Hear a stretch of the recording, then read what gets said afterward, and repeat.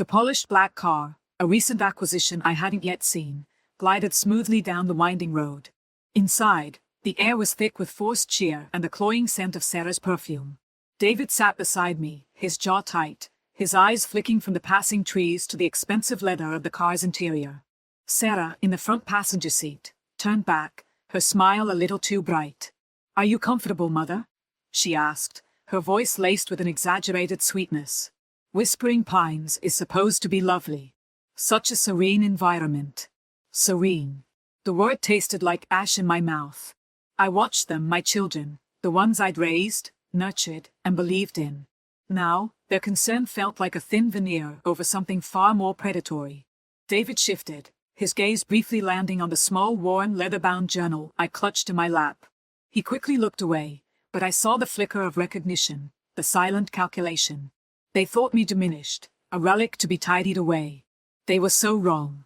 "It's fine, dear," I replied, my voice intentionally soft, a touch reedy. "As long as you're both happy." Sarah's smile widened. "Of course we are. We just want what's best for you. To be safe and looked after." She paused, then added, "and to know everything is in order." In order. The phrase hung in the air, heavy with unspoken meaning. They were already cataloguing my possessions, mentally dividing the spoils. David finally met my gaze, a hint of impatience in his eyes. He'd always been the more direct one, his greed less artfully concealed. I gave a small, almost imperceptible nod, a silent acknowledgement of their charade. Let them believe they were in control. Let them believe I was simply an old woman being placed into care. My own plans, meticulously crafted over years, were just beginning to unfold. The journey to Whispering Pines was merely the first step. The car finally pulled to a stop before a building that, from the outside, projected an air of quiet dignity. Whispering Pines. It was meant to be a sanctuary, a place of gentle repose. My children, David and Sarah, had spoken of it with such carefully cultivated reverence, as if selecting a fine wine rather than a place for their mother. As the chauffeur opened my door, I allowed my knees to tremble, a subtle practiced weakness. David offered a hand, his grip firm but impersonal, as if steadying a piece of furniture. Sarah fussed with my shawl, her touch feather-light, almost dismissive. "There now, Mother," she chirped, her voice a little too high. "Isn't this nice? So peaceful." Inside, the air was hushed, scented with lemon polish and something vaguely floral. Soft carpets absorbed the sound of our footsteps, creating an almost reverent silence. A receptionist, her smile as manufactured as Sarah's, greeted us warmly. David, ever the pragmatist, handled the admissions paperwork with brisk efficiency. Sarah, meanwhile, kept up a running commentary, her gaze sweeping over the tasteful decor, the muted artwork, the other residents who sat in quiet contemplation. "Such lovely common areas," she'd murmur, or, "Oh look, Mother, a library. You'll adore it."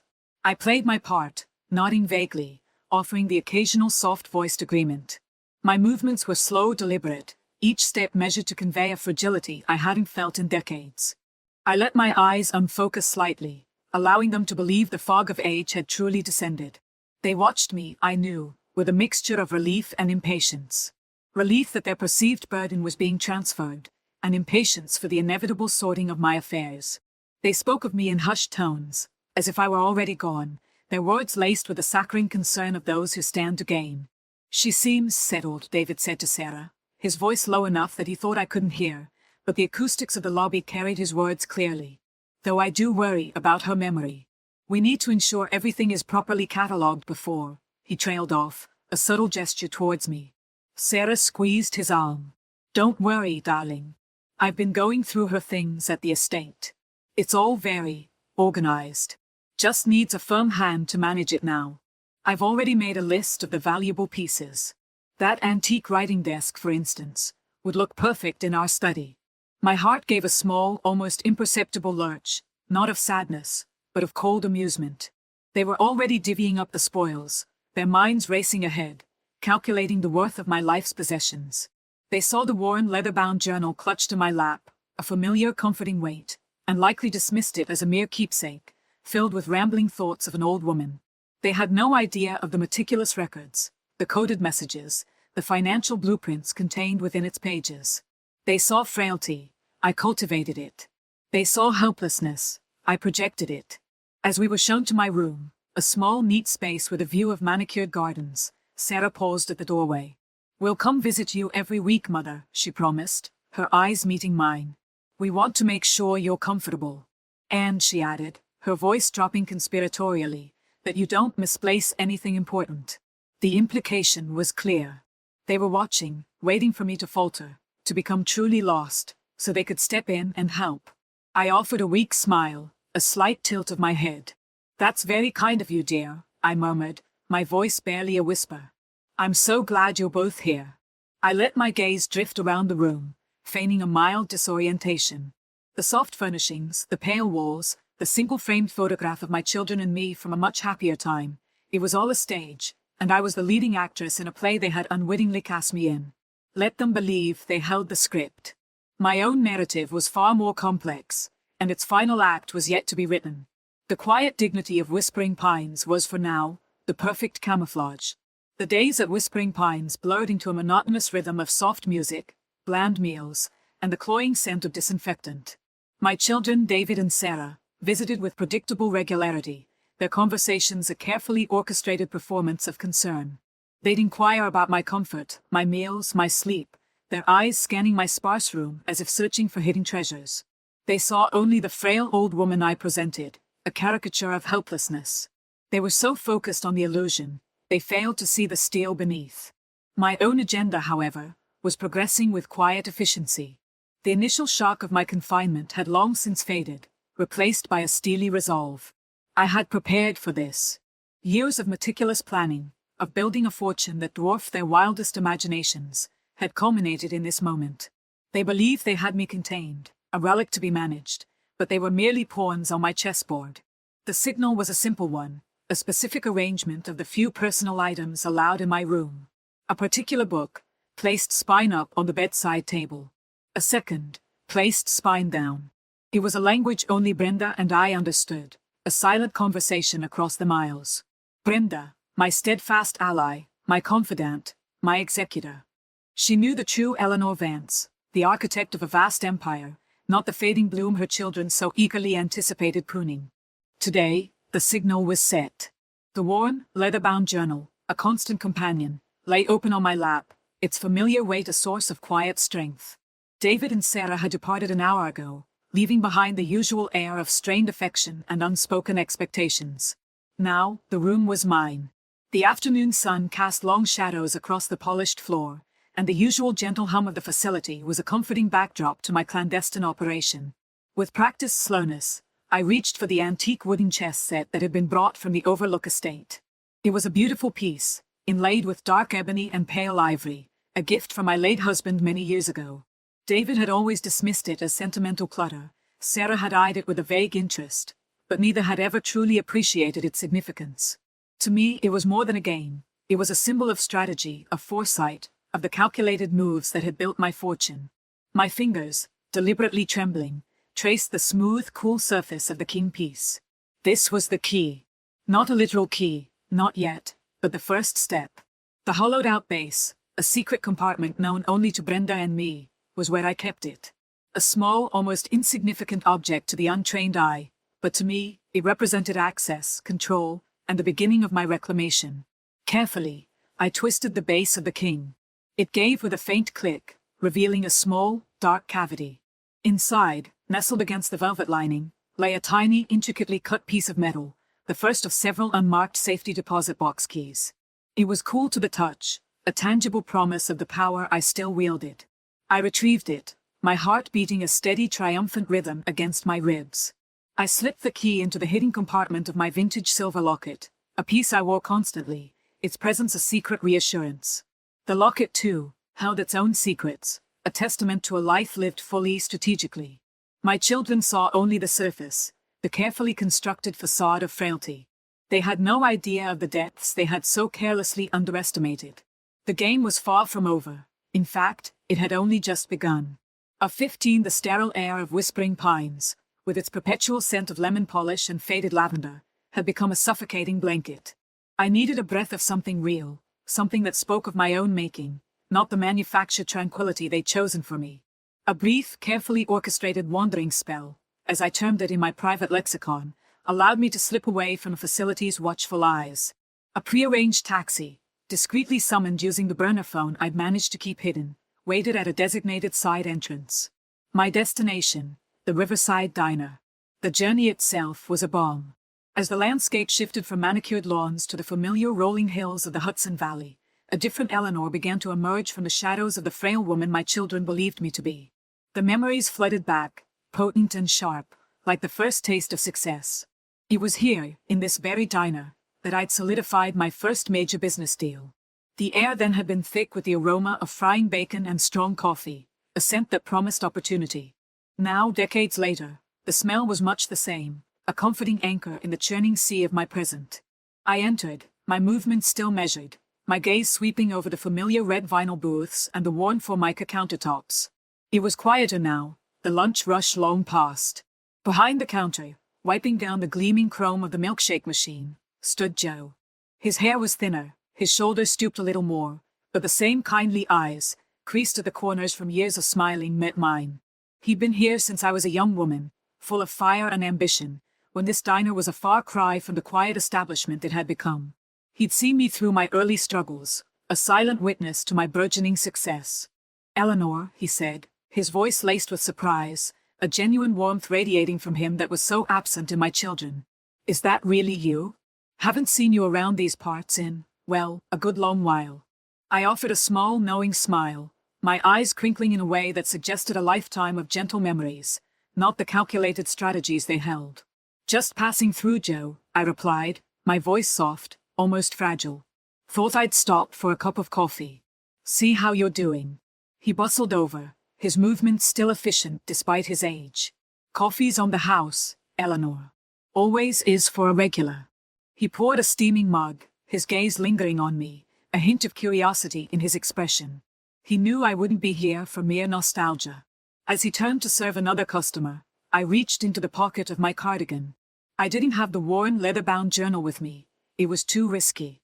Instead, I pulled out a folded napkin. On it, with a steady hand, I drew a simple familiar symbol, a small stylized oak leaf, the very emblem I designed for my first successful enterprise. Beneath it, I wrote a single cryptic word, Ascension. I placed it discreetly on the counter, right beside the sugar dispenser, ensuring it would be seen. Joe wouldn't understand its full meaning, not yet, but he would recognize the symbol. He would remember. And that was enough. It was a signal, a whisper from the past to Brenda, a reminder that the wheels of my plan were still turning, gathering momentum. The Riverside Diner, a place of beginnings, was now a waypoint on my journey of reclamation. I took a sip of the coffee, its familiar bitterness a sharp contrast to the cloying sweetness of my current existence, and felt a surge of quiet power. The past was not just a memory, it was a tool.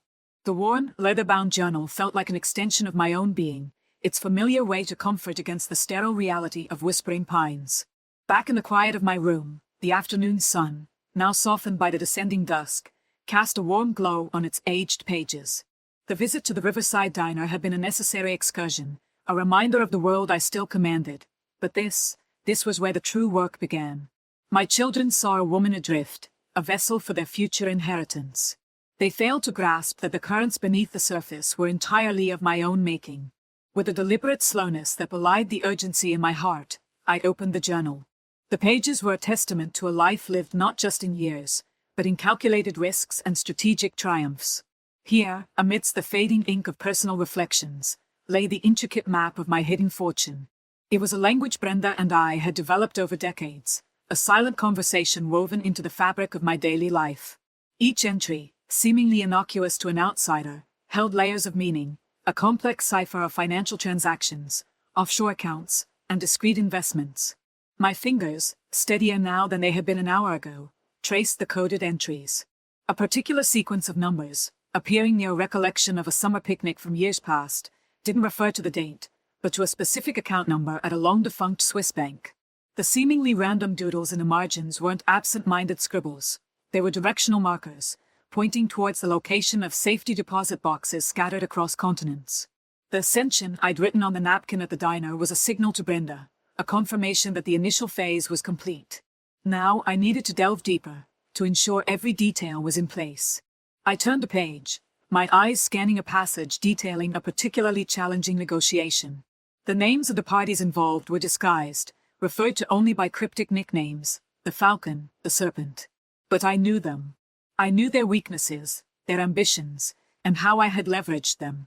The figures beside these names, a series of seemingly arbitrary digits, represented millions. Millions secured, protected, and ready to be deployed. The journal wasn't just a diary. It was the blueprint of my empire, a testament to my foresight. A particular entry, dated shortly after my confinement began, caught my eye. It was a series of seemingly nonsensical phrases, interspersed with dates and times. The robin sings at dawn, but the owl hunts at midnight. When the tide recedes, the pearls are revealed. These were not poetic musings. They were instructions for Brenda, detailing the next steps in a contingency plan. The robin was a coded message to be delivered to a contact at Sterling and Finch law firm, initiating a critical amendment to my will. The owl represented the timing of a significant transfer of assets. The sheer audacity of my children, their assumption of my helplessness, fueled a quiet fire within me. They were so eager to inherit a phantom, a version of Eleanor Vance that existed only in their greedy imaginations. They couldn't conceive of the meticulous planning, the decades of building, the sheer resilience that had brought me to this point. This journal, this repository of my true self, was my weapon. It was the proof that while they saw a frail old woman, I was still the architect of my own destiny, and their inheritance, if they ever saw a penny of it, would be on my terms. The game, as I had told Brenda, was far from over. It was merely entering its most critical phase. The sun schemed the silence of my room at Whispering Pines was a fragile thing, easily shattered by the cacophony of my children's concerns. But this particular afternoon, the quiet was different. It was the hushed, expectant silence that precedes a storm, a silence I knew was being manufactured elsewhere. While I pored over the familiar script of my life, etched in the coded entries of my worn, leather-bound journal, my sons, David and Thomas, were undoubtedly engaged in their own clandestine meeting. I could almost hear the low murmur of their voices, the clinking of ice in their glasses, the oily pronouncements of entitlement. They believed me to be a relic, a forgotten piece of furniture in the grand estate of their inheritance. Their thinly veiled impatience had been palpable even before my arrival here. David, ever the pragmatist, or so he liked to portray himself, was likely focused on the mechanics of my care, the euphemism they used for my confinement.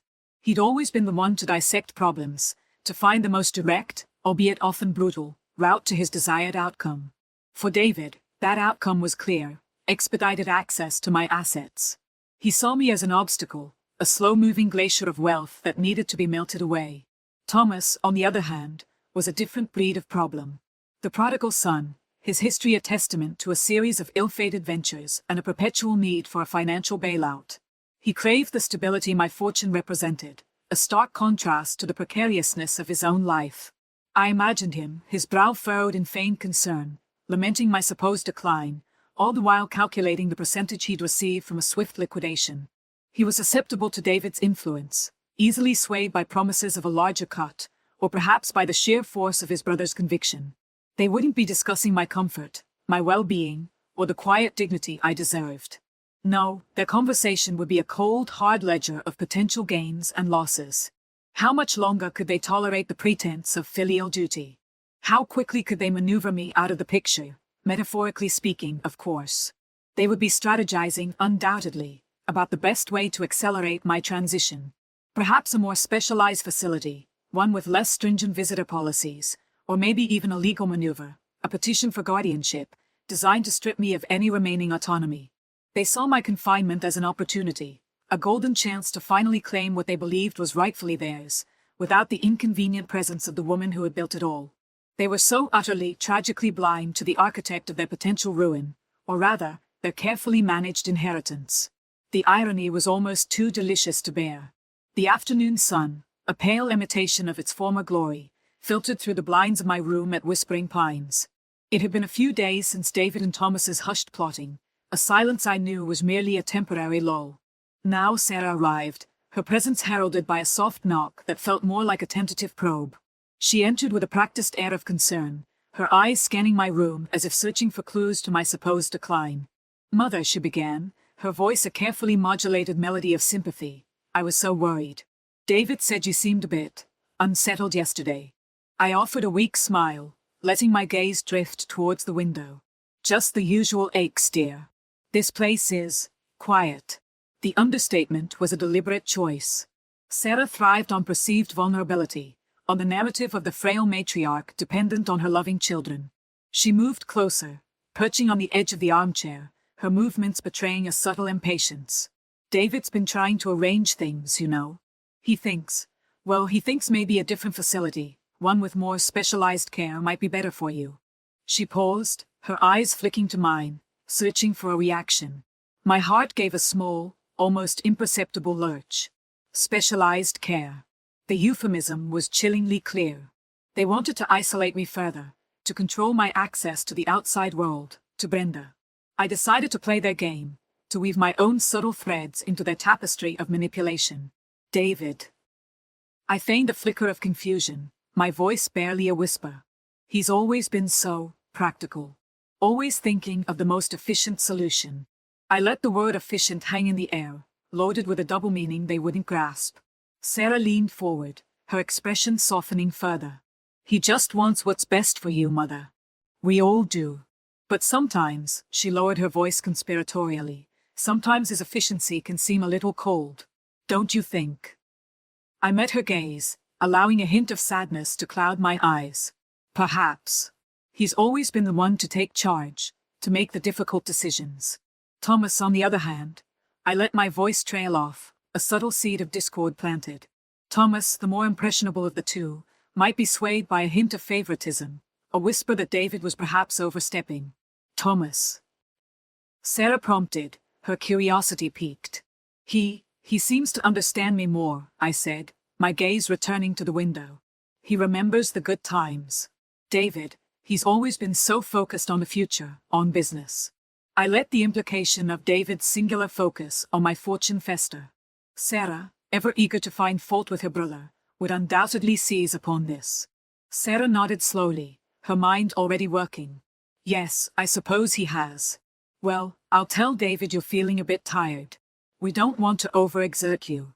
She stood, a final cloying smile gracing her lips. I'll be back soon, Mother. Try to rest. As the door clicked shut behind her, I allowed myself a small private smile. The game was indeed escalating. Sarah had come seeking information, but she left with a carefully curated narrative designed to turn brother against sister, all while I remained the seemingly frail, forgotten matriarch. The worn, leather-bound journal lay hidden, its secret safe for now. The air in my room at Whispering Pines, though still, felt charged with a new kind of energy. Sarah's visit, a carefully orchestrated performance of concern, had left me with a subtle but significant advantage. The seeds of doubt I'd sown about David's methods, his efficiency, were likely already taking root in her mind. But my true strength lay not in the games I played with my children, but in the quiet, unwavering support of Brenda. A few days later, under the guise of a supervised walk in the facility's manicured gardens, I found my opportunity. The crisp autumn air carried the scent of damp earth and decaying leaves, a fitting backdrop for the clandestine operation I was about to undertake. Brenda, ever the picture of calm professionalism, was my escort. Her presence was a silent reassurance, a testament to years of unwavering loyalty. We moved at a measured pace, my steps deliberately slow, my gaze fixed on the distant tree-line. Brenda, I murmured, my voice barely audible above the rustling leaves. The package. Did it arrive safely? My words were casual, almost forgetful, designed to sound like a fleeting thought from a woman whose mind was prone to wandering. Brenda's response was equally understated, her eyes meeting mine with a knowing glint. Everything is in order, Eleanor. The usual channels were clear. The usual channels, I repeated, a ghost of a smile touching my lips. It was our code. For months, I had been feeding Brenda encrypted messages, fragments of information hidden within seemingly innocuous correspondence. She, in turn, had been meticulously verifying each piece, confirming the existence and accessibility of accounts my children believed were either non-existent or irrevocably tied to my diminished state. Account number 734, I continued, my voice dropping lower. Is it active? My heart beat a steady rhythm against my ribs, a drumbeat of anticipation. This particular account, a substantial holding I'd established decades ago, was crucial. It was the bedrock of my carefully constructed financial fortress. Brenda adjusted her grip on my arm, Her touch firm and grounding. Confirmed, Eleanor. Accessible. The access codes you provided are valid. No flags, no unusual activity from their end. Her words were a balm, a confirmation of my continued control. My children, so eager to seize what they perceived as a dormant fortune, were oblivious to the fact that the keys to that fortune were still very much in my possession, managed by the one person they had underestimated as much as they had me. And the offshore holdings? I pressed, my mind already racing ahead. The complexities of international finance were a language I spoke fluently, a language my children had never bothered to learn. Brenda nodded, her expression serene. The transfers you initiated are processed. The documentation is secure, as you instructed. They are inaccessible to anyone but us. A wave of quiet triumph washed over me. It wasn't just about the money, it was about the vindication. It was about proving that even in this gilded cage, my mind remained sharp, my will unbroken. My children saw Whispering Pines as my final resting place, a place to contain the fading matriarch. They couldn't fathom that it was merely a temporary inconvenience, a strategic pause before I reclaimed my life and, more importantly, before I delivered the ultimate lesson in consequence. Brenda's confirmation was the final piece of the puzzle, a silent declaration that my carefully laid plans were on track. The game was far from over. It was merely entering its most critical phase. The hushed conversations with Brenda had been reassuring, a confirmation that my carefully constructed financial edifice remained intact, untouched by my children's avarice. Yet, the urgency of my situation gnawed at me. David and Sarah were growing impatient, their veiled threats becoming more pronounced. I needed to accelerate my plans, to secure the final pieces of my strategy. The days at Whispering Pines blurred into a monotonous cycle of forced smiles and feigned confusion, a performance I was becoming increasingly adept at. But beneath the veneer of frailty, my mind was a whirlwind of calculations and contingencies. It was during one of my supervised walks, the crisp autumn air doing little to dispel the chill that had settled deep within me, that I found my moment. Brenda, ever the silent guardian, was by my side, her presence a steady anchor in the turbulent waters of my present. We ambled along a familiar path, the manicured gardens a stark contrast to the wildness of my own thoughts.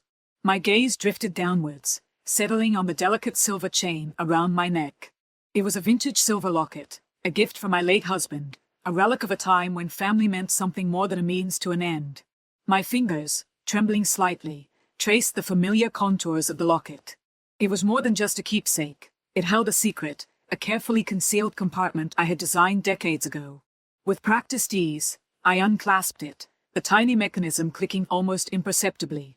The miniature portrait of my younger self, vibrant and full of life, stared back at me, a stark reminder of the woman I once was, the woman I was determined to be again.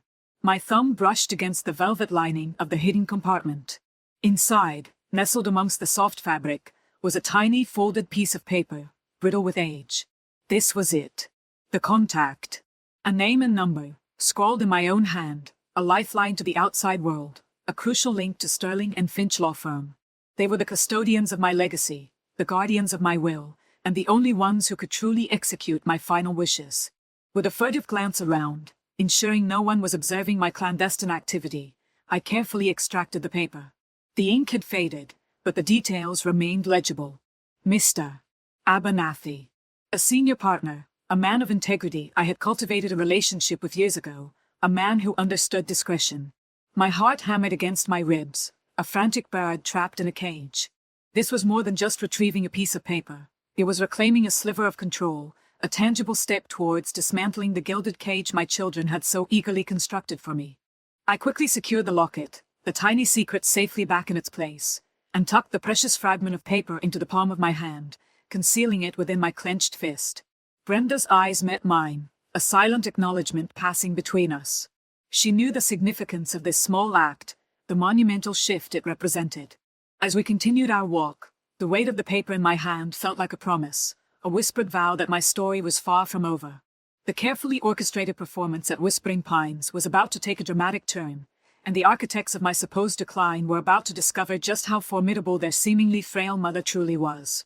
The path ahead was still fraught with peril, but now, armed with this crucial contact, I had a weapon, a tangible piece of my former power, ready to be unleashed.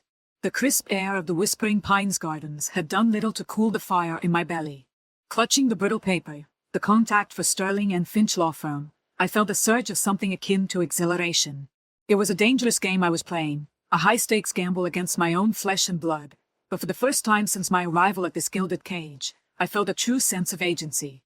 Brenda, ever the picture of quiet competence, walked beside me, her presence a silent reassurance. She understood the gravity of this moment, the turning point I had so carefully engineered. Back in the sterile quiet of my room, the vintage silver locket lay cool in my palm. The miniature portrait of a younger, vibrant Eleanor seemed to mock the frail facade I presented to the world. But the secret it held, the name and number of Mr.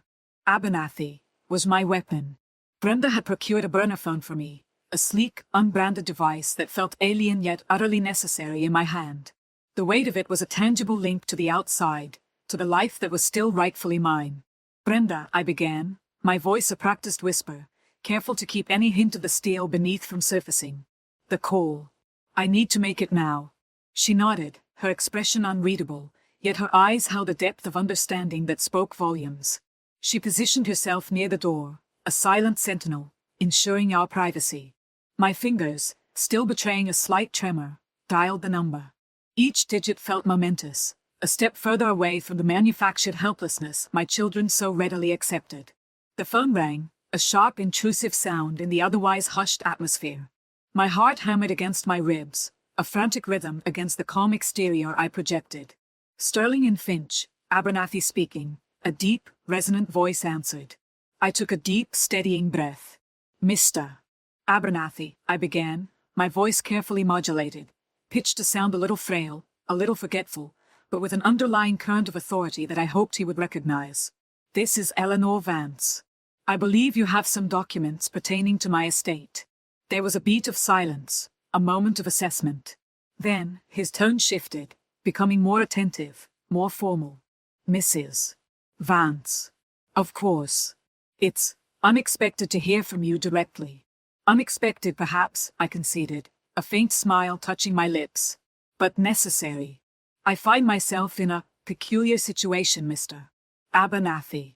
I need to make some immediate amendments to my will, and to discuss the establishment of a trust, with very specific conditions attached. I paused, letting the weight of my words settle. Conditions that will, I assure you, be most illuminating for all parties involved. Brenda's gaze met mine across the room, a flicker of approval in her eyes. This was it. The legal gambit had begun.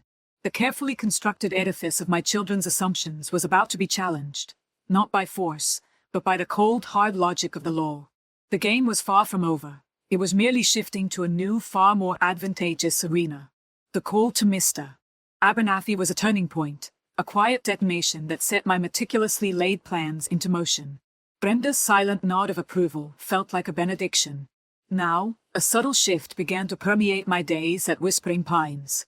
My children, David and Sarah, had grown accustomed to the frail, confused Eleanor, the one who needed constant supervision and whose memory was a sieve. My newfound composure, the rare moments of clarity that now punctuated my feigned confusion, did not go unnoticed. David visited first, his usual blustering entrance softened by a veneer of concern that was as false as his smiles. He'd found me reading, a novel I'd chosen for its sheer density, hoping to appear lost in its pages. Mother, he'd begun, his voice a touch too loud, as if addressing someone hard of hearing. Brenda tells me you've been remarkably lucid lately. That's good. Very good. He'd perched on the edge of my chair, his eyes scanning the room, no doubt searching for any sign of my supposed mental decline, or perhaps for anything of value he might have overlooked. Lucid. I'd echoed, my voice a soft murmur. Oh dear. I do hope I haven't been too much trouble. I'd fluttered my hand vaguely, letting my gaze drift past him, as if his presence was a fleeting distraction. Trouble? Never, Mother, David had said, though the impatience in his tone was palpable. He was accustomed to my pliable state, my easy acquiescence to his pronouncements. My moments of clarity were inconvenient, unsettling. They suggested a mind still capable of discerning their avarice, a mind that might, heaven forbid, act on that discernment. Sarah arrived a day later, her approach more insidious. She brought a bouquet of lilies, their cloying scent filling the sterile air. She sat beside me, her hand resting on my arm, a gesture of affection that felt like a cold, calculating touch. Eleanor, darling, she'd cooed, her eyes searching mine with an unnerving intensity. David mentioned you've been having some good days. That's wonderful. It makes me so happy to see you, yourself again. The subtle emphasis on yourself again was not lost on me. They were monitoring me, dissecting my every utterance, my every flicker of expression. My brief, discreet outings with Brenda, the hushed conversations I'd managed to initiate, the growing calm that settled over me as my legal preparations advanced. These were anomalies in the narrative they had so carefully constructed. Myself. I'd replied, turning a page of my book with deliberate slowness. I'm afraid I don't quite recall who that is. A small, almost imperceptible smile played on my lips. My performance was becoming more nuanced, more layered. Sarah's grip tightened infinitesimally on my arm. Don't be silly, Eleanor. You're Eleanor Vance. And we love you. The words were laced with a saccharine sweetness that masked a predatory intent. She leaned closer, her voice dropping to a near whisper. David's been asking about your affairs. He's worried, you see. Worried about your assets. He thinks perhaps you've misplaced some important documents. Or maybe you've been a little too trusting with certain people. She was fishing, probing for any hint of weakness, any sign that my carefully managed sanity had fractured. They were beginning to suspect something was amiss, that the frail old woman they had so readily dismissed was not as broken as they believed. Their suspicion was a welcome sign. It meant my carefully orchestrated moves were creating ripples, disrupting their comfortable assumption of control. The confrontation, I knew, was no longer a distant possibility. It was a looming inevitability. And I was ready. The air at the Overlook estate was thick with anticipation, a palpable tension that had settled over the grand rooms like a shroud. Brenda had orchestrated the gathering, a simple invitation for a family luncheon, a lure they couldn't resist. David and Sarah, accompanied by their respective spouses, Mark and Thomas, arrived with their usual air of entitled expectation, their eyes already scanning the opulent surroundings, no doubt calculating their future inheritance. They found me seated in the drawing room, not in my usual armchair, but in the imposing mahogany chair behind my late husband's desk. Brenda stood by the French doors, a silent, formidable presence. The years had etched lines onto my face, yes, but they had also sharpened my resolve. The frail, confused Eleanor they had grown accustomed to was a carefully constructed facade, a performance honed with the precision of a seasoned actress. Today, the mask was coming off. David, ever the first to assert dominance, strode towards me, his smile a practiced, insincere curve. Mother, what a surprise to see you here, and in Father's study no less. Are you feeling well enough for all this excitement? His tone was patronizing, laced with an impatience he couldn't quite conceal. Sarah followed, her eyes darting around the room, taking in the familiar, yet now strangely charged atmosphere. Yes, Eleanor, darling. We were so worried when Brenda said you wanted us all here. Is everything all right? Her voice dripped with manufactured concern, a stark contrast to the avarice I knew burned in her heart. I met their gaze, my own eyes steady, unyielding. Brenda had placed on the desk before me. Its familiar weight was a comfort, a testament to years of careful planning and a repository of truths they had long sought to bury. Everything is more than all right, I began, my voice clear and resonant, a stark departure from the hesitant whispers they had grown accustomed to. In fact, it is precisely as it should be. I picked up the journal, its aged pages rustling softly. You see, for a very long time, you have believed me to be diminished. Incapable. Abandoned, perhaps. David shifted his weight, a flicker of unease crossing his face. Mother, we will only ever wanted what is best for you. To ensure your comfort and safety. My comfort and safety, I echoed, a faint, knowing smile touching my lips. And my assets, I presume? The very assets you have so eagerly anticipated controlling. I opened the journal to a marked page. This, I declared, holding it up, is not merely a diary. It is a record. A testament to a life lived, to decisions made, and to a fortune meticulously built, then discreetly hidden. Thomas, who had been lurking in the background, his usual shifty gaze now fixed on the journal, took a tentative step forward. Hidden? What are you talking about, Mother? I'm talking about the truth, I stated, my voice gaining strength. The truth you conveniently ignored when you relegated me to a facility, convinced I was losing my mind. The truth you never wanted to investigate. Tu bisikuntin imaginavis poem. I turned a page, revealing a series of coded entries and financial figures. This journal details every investment, every acquisition, every trust established. A fortune far exceeding what you could have ever imagined, built not on your father's legacy alone, but on my own acumen, my own foresight. Sarah's composure finally cracked, her eyes widening in disbelief. That's impossible. You never had anything like that. Oh, but I did, I corrected, my gaze sweeping across their stunned faces. 50 million, to be precise. And it is all accounted for, secured, and now, to be distributed according to wishes. Not yours. Brenda stepped forward, holding a thick stack of documents, among them. The revelation hung in the air, heavy and undeniable. The game had irrevocably changed. Brenda stepped forward, her presence a quiet anchor in the storm brewing within the drawing room. In her hands, she held a thick stack of documents, bound with a crisp blue ribbon. Zoer krakel de wisospoken accusation en ze doening horror om my children's face. David, his initial bluster replaced by a stunned silence, stared at the papers as if they were venomous snakes. Sarah, her carefully constructed facade crumbling, clutched her husband Mark's arm, her eyes wide with disbelief. Thomas, ever the most volatile, sputtered, What are those? More lies from that firm. These, I began, my voice steady, a stark contrast to the tremor that had once plagued my hands, are the truth you so desperately tried to bury.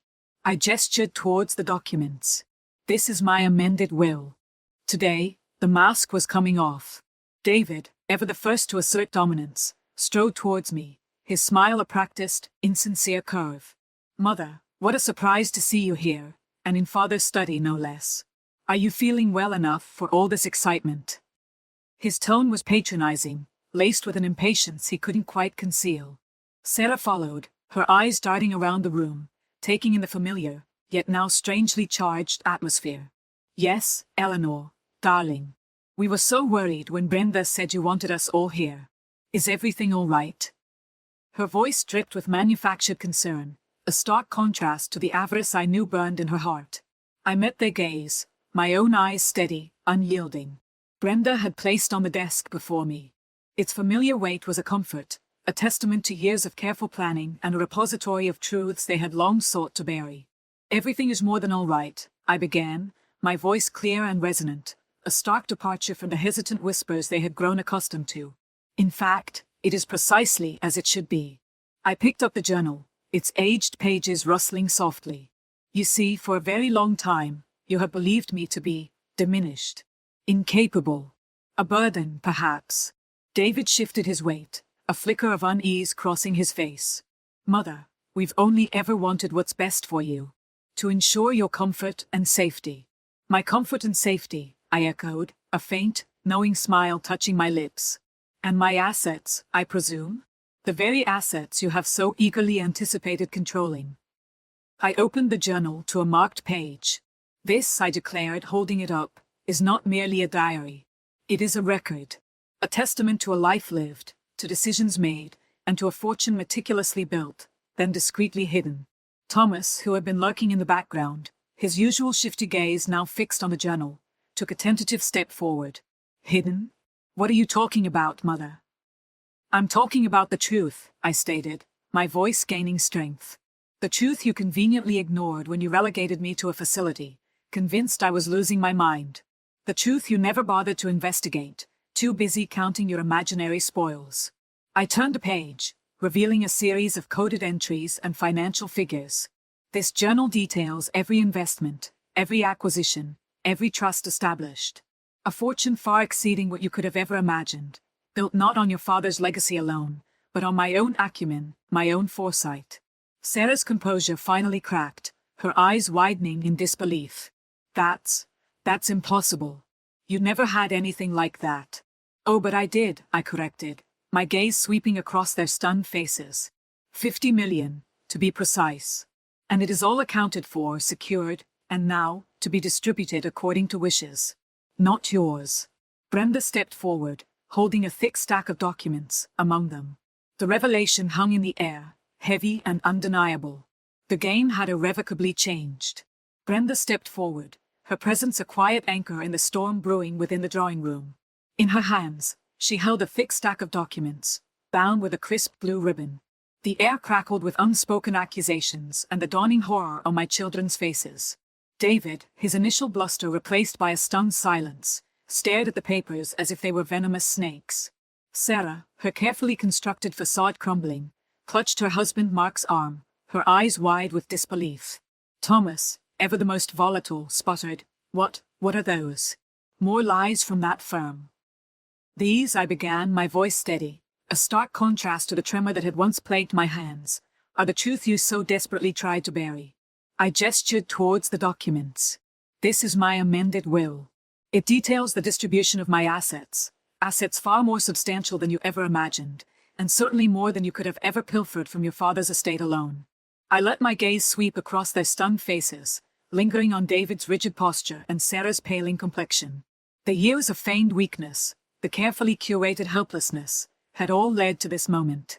The whispers, the condescension, the utter disregard for my well-being, it all culminated here in this room with these papers. 50 millions, David. $50 million, meticulously managed and discreetly invested over decades. Not a penny inherited from your father, but earned through my own intellect and foresight. I watched as the realization dawned, a slow, agonizing process for them. They had underestimated me, dismissed me as a senile old woman, a convenient ward to be managed and exploited. They had abandoned me, leaving me to the sterile confines of Whispering Pines, convinced I was no longer a threat, no longer capable of wielding any power. Brenda then placed the antique wooden chess set on the desk before me. It was a familiar sight, a silent witness to countless hours of strategic planning.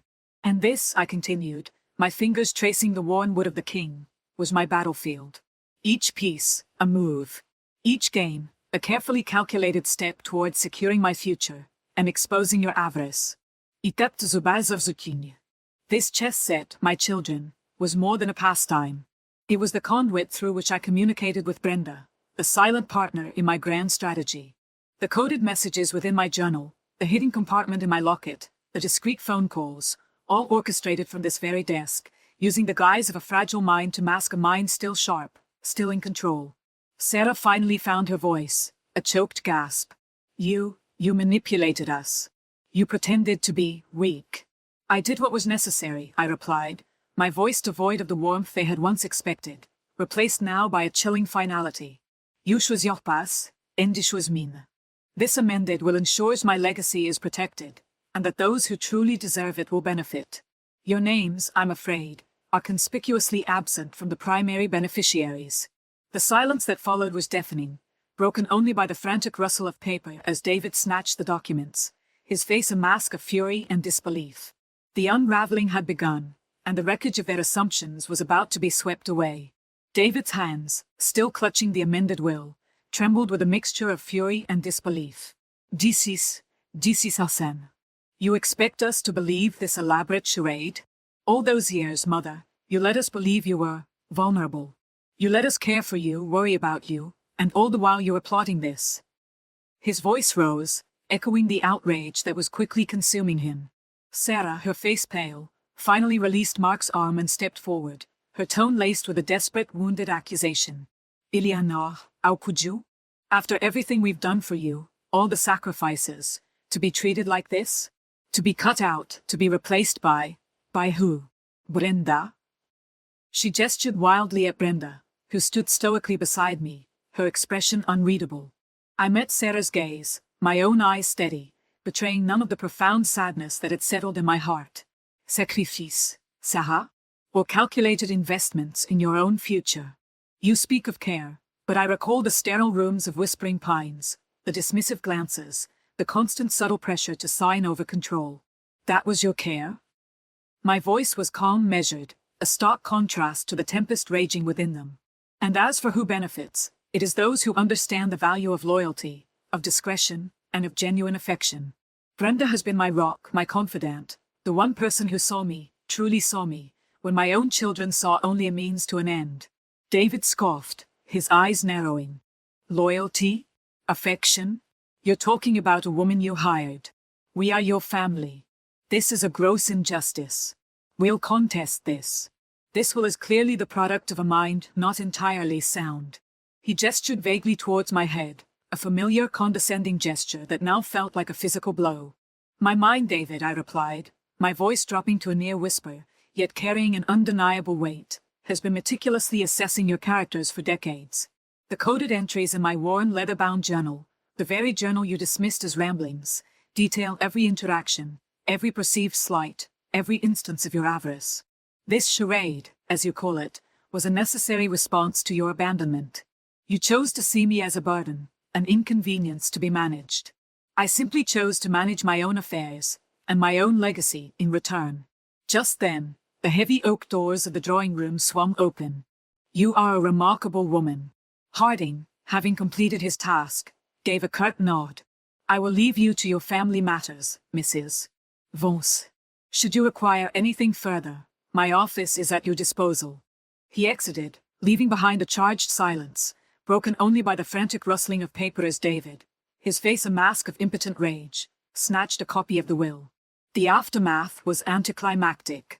My children, faced with the undeniable truth of my independence and their own self-inflicted estrangement, offered no further protests. The fight had gone out of them, replaced by a hollow defeat.